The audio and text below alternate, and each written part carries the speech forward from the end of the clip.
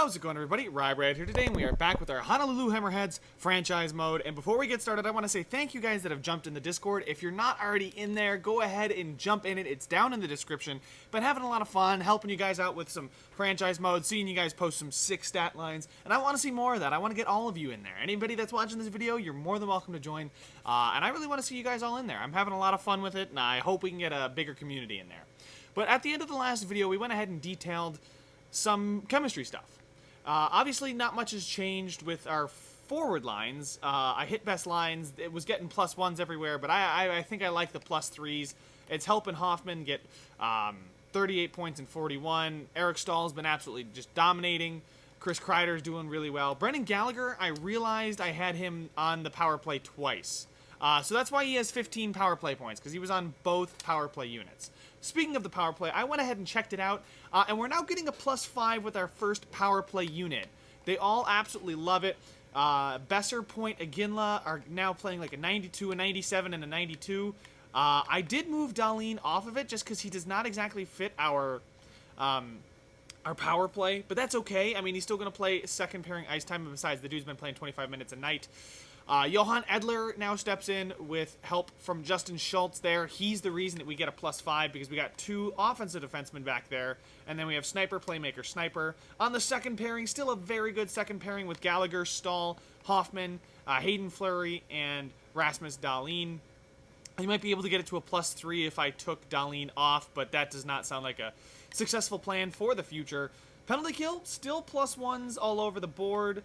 Johan Edler and Dahlin are playing there. Miller and Fleury. Miller does not fit, and neither does Di Giuseppe. So maybe if I sub Miller out and put in a guy like Gustafsson, he's probably going to want more ice time. We get a +3. That's beautiful.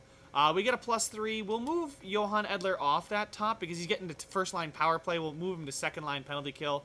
Now move Gustafsson with Dahlin. And then instead of Czar, we got Steven Cincerelli, Czar. Maybe Eric Stahl. Would be a good fit there. Maybe Brendan Gallagher because he's a two-way forward. Brendan Gallagher does fit. That's beautiful. We get a +3 on both of our penalty kills, and that should be looking good. And a 0 for 3-man penalty kill. 4-man power play is a 0. I don't expect those to make or break our season. Still got Gibson in net, who's having a very good season. A very good season. Usually you don't see goalies have that kind of a good season. Bo Bennett and Jamie McGinn, they're just kind of chilling there. Bo Bennett's a second liner.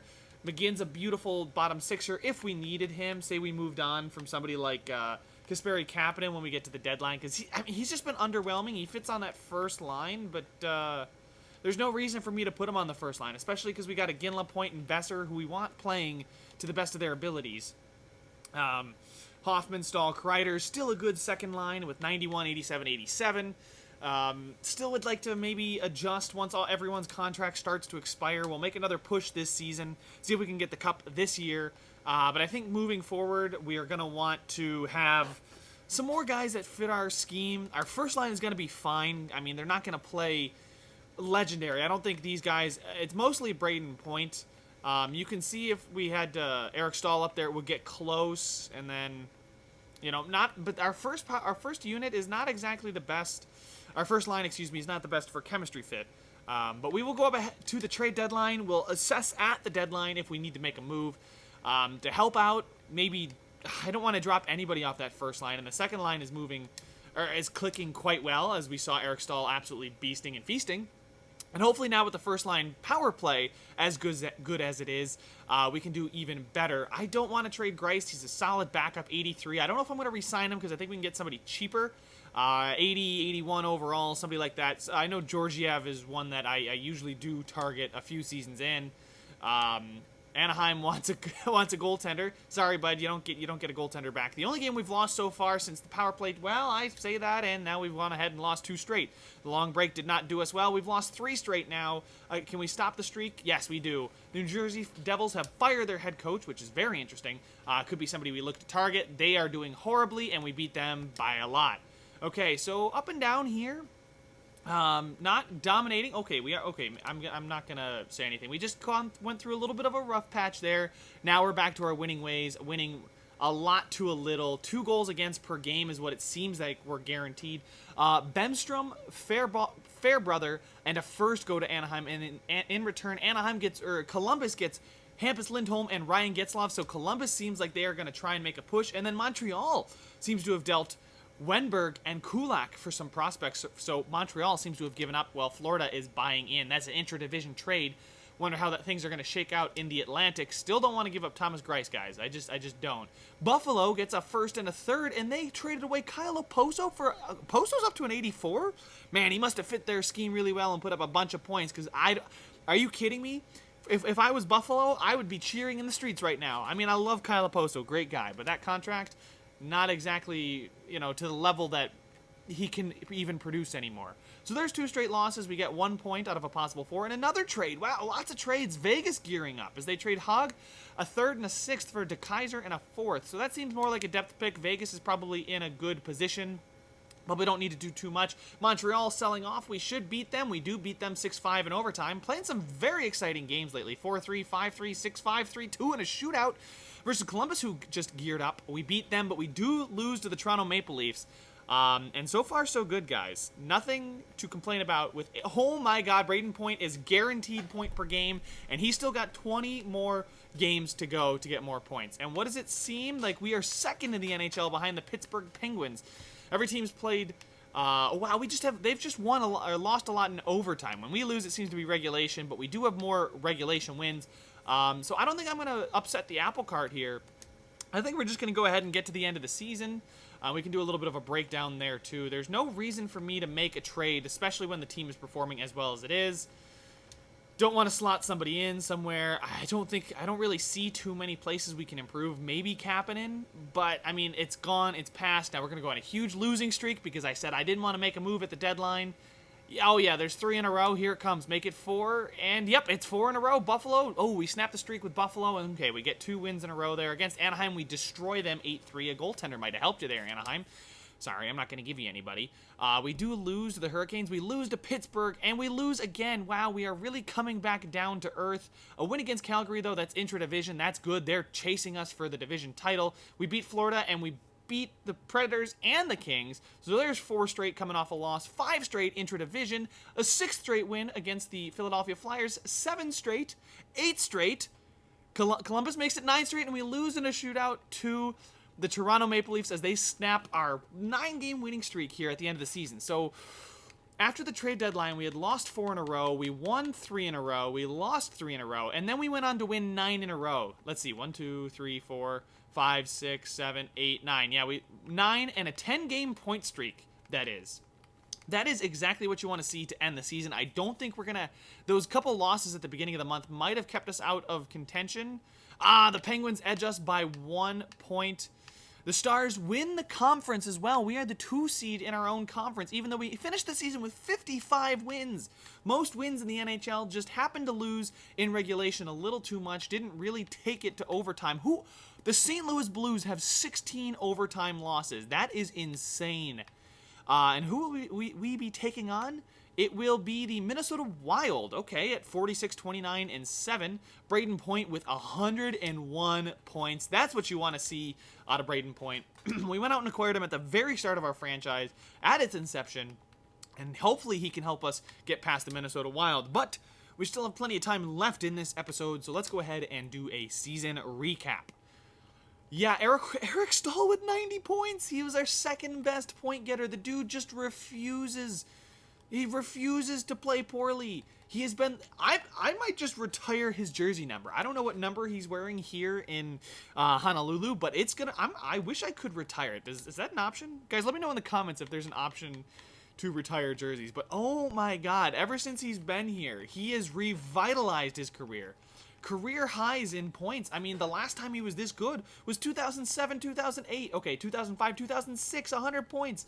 This is the most points he's gotten since then with 90. 33 goals on our second line as well. 28 power play points, playing 17 minutes a night, and he's getting a point per game. That's insane. He's still winning about 50%, was doing better last season, probably dropping off a little bit. Still a defensive beast, not throwing his body around as much, still blocking a couple shots every once in a while. But Eric Stahl, you are going to get your jersey retired. I don't think we're going to bring him back Hopefully he does. I mean, he's not going to retire. He's an 83. Unless he wants a cheap contract, I don't think we will bring him back. But Braden Point, exactly what we brought him in for. 93. Thanks to the chemistry, he's playing like a 94. He's just loving life here in Honolulu. And I mean, it's Honolulu. How could you not enjoy life in Honolulu? His stats are insane. 96 offensive awareness, 92 passing. His defensive stats are really good. 97 stick checking as well. Wrist shot accuracy up at a 95 as well.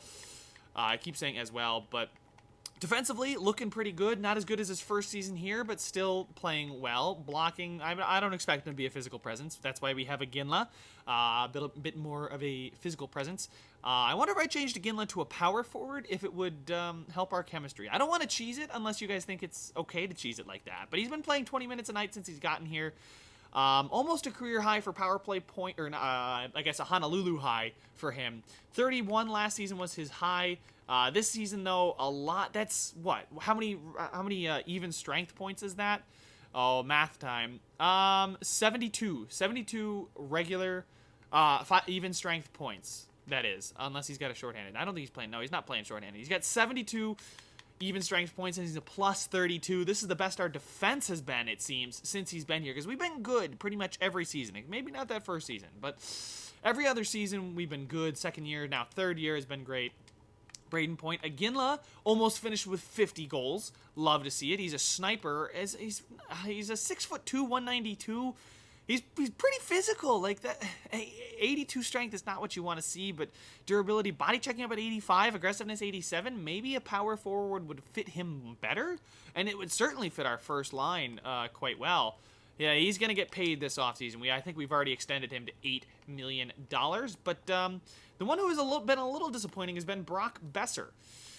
You know, I get it. He's actually the best fit for that first line out of all of them. But Brock Besser, low in points since he's been here. Obviously, this first season he had 72, excuse me. So yeah, it's a low for him. With us, 27 goals. He's taking a ton of shots. He's just not scoring on as many as you'd like to see. He's still on that first line power play, though. Brendan Gallagher on the third line was a -6. That's okay. I'm not ignoring Hoffman or Dahlin.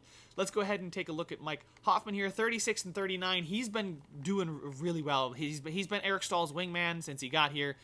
Okay, I thought that was his shooting percentage for a hot second there, and I was going to freak out that he was shooting 36%. He's shooting 13%. He likes to shoot the puck. Eric Stahl does not shoot the puck, like, a ton. Okay, 200 shots is a lot, but Brock Besser, Brendan Gallagher doing just about as good as Brock Besser. Interesting. Not getting the assists, but still getting lots of points. I mean, a -6, though, not what you want to see. Chris Kreider on the second line.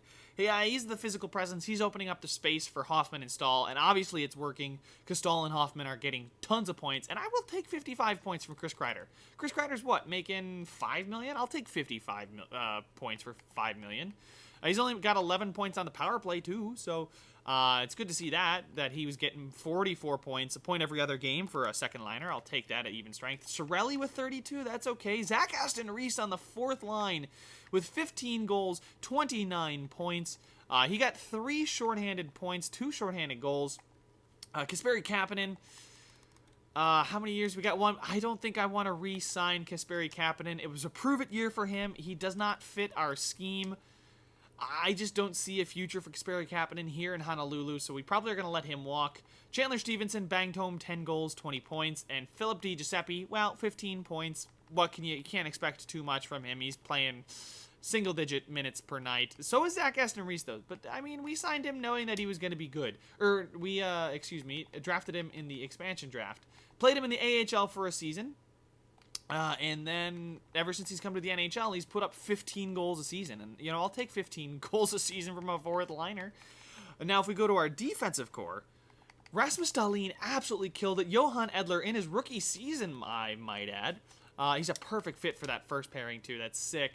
Rookie season, 40 points, 12 goals for the young man. Rasmus Dahlin, though, I can't overlook 70 points. 15 on the power play. He got moved off that top-line power play, too, so imagine what he might have done on that top-line power play. But they're both playing a good amount of time per night. Hayden Fleury with a -2.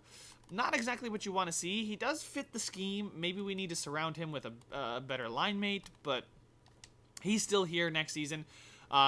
Justin Schultz, 34 points. Probably benefited from some extra power play time, getting 17 minutes a night. Colin Miller, really sheltered minutes. I skip over Gustafsson. He's playing well, 28 points. You can't complain, 17 minutes. But really sheltered minutes for Colin Miller. 13 minutes a night. That's all he's playing is third pairing time. He is not getting upset at all. He hates me. He hates me. He loves the performance. He's not happy with his performance. He loves the team. Colin Miller may become unhappy, and yeah, he's not liking his ice time. He's hating his ice time. But he's playing well enough to deserve probably some more. Probably want to look into that, but the team is successful right now. And in goal, John Gibson with a 41-win season. Thomas Greiss, maybe I should have moved him. He's got, 1 year left? Yeah, we'll move on from him. He has not helped this team out much.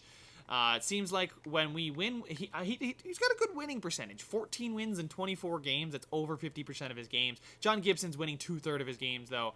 Only one shutout on the season between the two of them, though. Kind of is a little bit disappointing. I'm not going to lie. I'm a little bit disappointed by that. Rookies, obviously we have Johan Edler here with 40 points. Love to see that out of a young Swede defenseman. Playing with another Swede in Rasmus Dahlin. And now if we go ahead and take a look at the entire league, Nathan MacKinnon had an absolutely unreal season. 117 points, great season for him. Sagan, McDavid, Barzal, Kane, and then comes Braden Point. Okay, we're not going to be close there to the goal leaders. Actually, Aginla's fourth in the league in goals. He didn't hit the 50-goal mark like MacKinnon, Ovi, and McDavid. How is Ovi still doing? He's still a 94. He's 36. He should drop off soon, though, right? Still exact elite, so who knows? We probably have one of the better plus-minuses. Actually, no. That first line of Radulov, Sagan, Ben is just absolutely destroying. And Miro Heiskanen. Yeah, so apparently we don't have one of the better plus-minuses in the league. But as far as power play points, who was a power play merchant?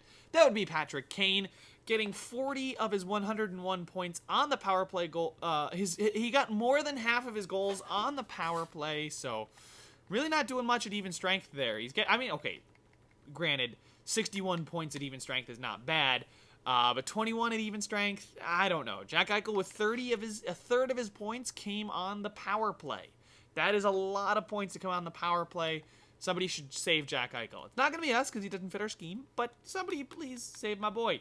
Defensively, Thomas Chabot will probably take home the Norris. Carlson and Carlson follow right behind. Burns. Oh, Brent Burns. That's right. I was going to say Burns and Carlson were probably a ridiculous duo, but Brent Burns is now on the Tampa Bay Lightning because we drafted him in the expansion draft because they wanted to get rid of him. And then we traded him for Braden Point, which I think we won the deal. I definitely think Brent Burns, he's still doing well. At 37, he's doing really well. He would have fit our top 4, but still. I would not give up Point for Burns at this stage right now. We look down the road. Brent Burns was is too much of a now player for us to want to keep him at the beginning of our franchise. And, well, I think it's paid off for us. Rowan Josi and then our boy Rasmus Dahlin. Oh my God, Brent Burns had 23 goals? That is insane. Anyway, Rasmus Dahlin, I think, was just phenomenal. 70 points, real close there with Chabot. Maybe he would have gotten another 10 on the power play had we left him there. Goaltending-wise, I don't think it's going to be John Gibson, although you never know. Crazier things have happened. Minimum of 40 games played. It looks like Vasilevsky takes home 44 wins. John Gibson, though, oh my God, it's got to be Ben Bishop, right? That dude is insane. 41 wins, 924, and a 228. I would give it to Ben Bishop. Yeah, he's going to win it. It's guaranteed that he's going to win. He's got the best save percentage, goal against average, and he's only 3 wins off the league. And oh my God, New Jersey is out here just destroying goaltending careers. That is insane. They each played 40 games. Neither of them won more than 20. Schneider played the majority of the games and was 9-28 and 4. But crazy enough, Corey Crawford won more games but had way worse stats. That is ridiculous. Wow. I'm sorry, New Jersey fans. That's probably tough to see. Don't care about the rookies with the least points. Care about the rookies with the most points. And Johan Edler is up there. No other defenseman cracked 40 points. Were there any other defenseman rookies? Adam Boakfist was the next highest defensive rookie with 28 points. 40 points there for Johan Edler, though, but it's probably going to be Alexander Holtz taken in the 2020, 2 seasons ago, fifth overall first-round pick to the Anaheim Ducks.